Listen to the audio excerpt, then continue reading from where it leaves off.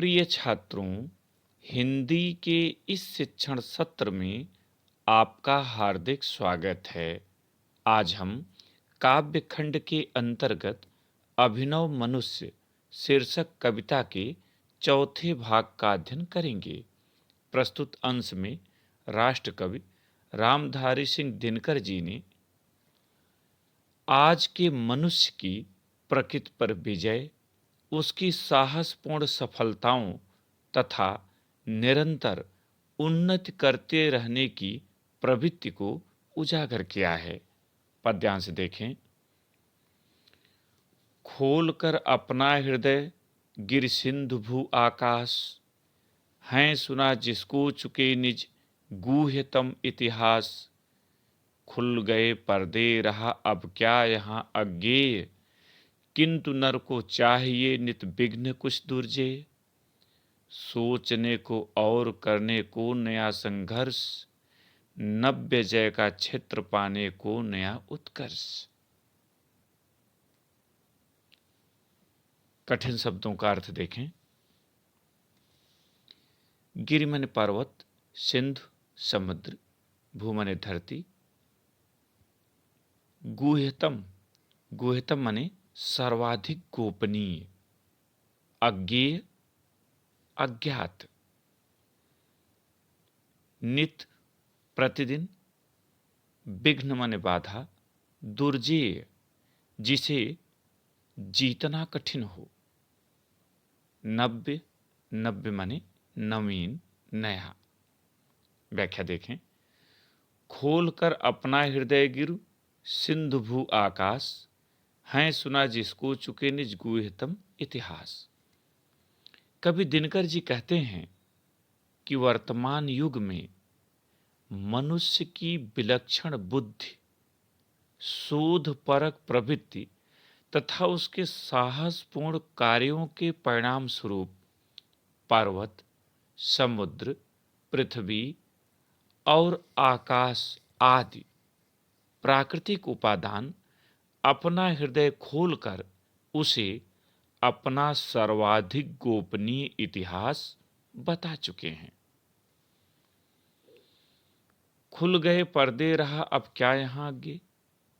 आज प्रकृति के समस्त रहस्यों पर से पर्दा हट चुका है, अर्थात अब कुछ भी अज्ञेय माने अज्ञात, अब कुछ भी अज्ञात नहीं रह गया है, अब कुछ भी जानने को शेष नहीं रह गया है।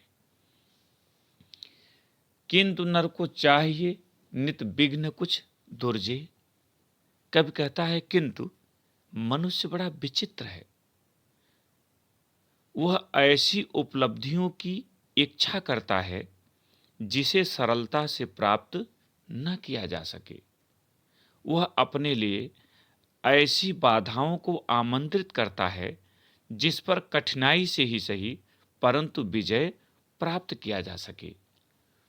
सोचने को और करने को नया संघर्ष।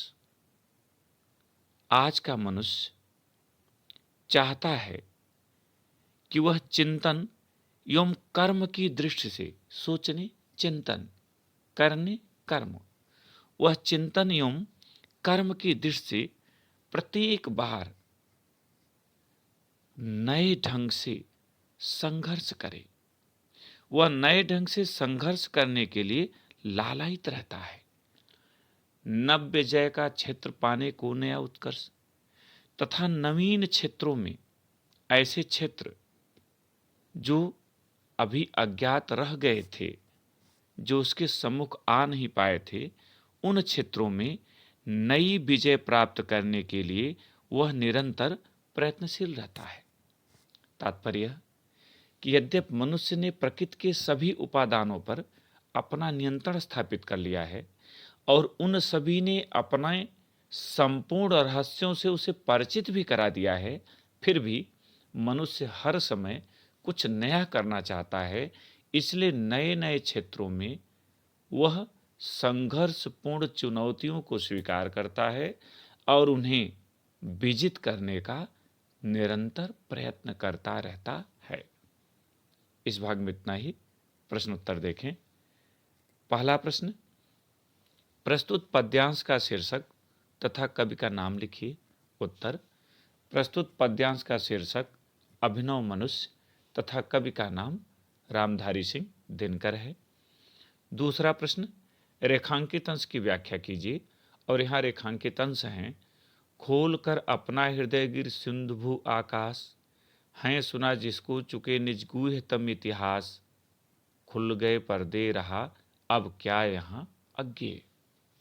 उत्तर, कवि दिनकर जी कहते हैं कि वर्तमान युग में मनुष्य की विलक्षण बुद्धि, शोध परक प्रवृत्ति तथा उसके साहसपूर्ण कार्यों के परिणाम स्वरूप पर्वत, समुद्र, पृथ्वी, आकाश आदि प्राकृतिक उपादान अपना हृदय खोलकर उसे अपने सर्वाधिक गोपनीय इतिहास बता चुके हैं।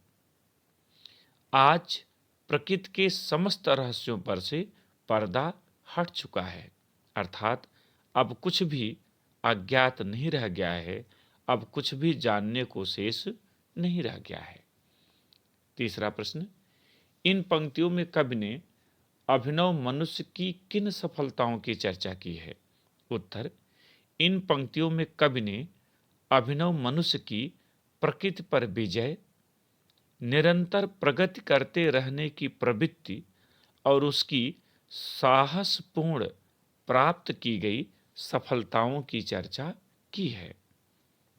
चौथा प्रश्न, कवि के अनुसार आज के मनुष्य को कौन अपना गुप्त इतिहास बता चुके हैं।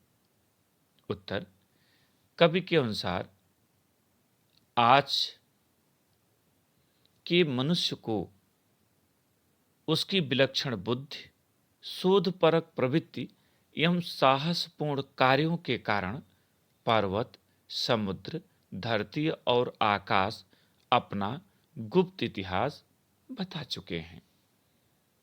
पांचवा प्रश्न, खुल गए पर्दे से कवि का क्या अभिप्राय है। उत्तर, खुल गए पर्दे से कवि का अभिप्राय अथवा कवि का आशय प्रकृति के रहस्यों के सभी के सम्मुख प्रकट होने से है, उजागर होने से है।